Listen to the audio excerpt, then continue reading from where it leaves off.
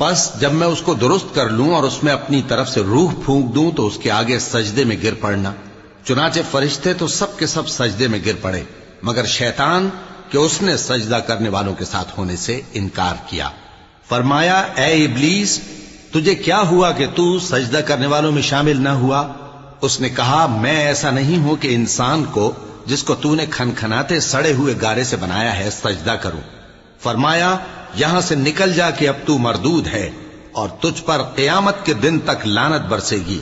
اس نے کہا کہ پروردگار مجھے اس دن تک مہلت دے جب لوگ مرنے کے بعد زندہ کیے جائیں گے۔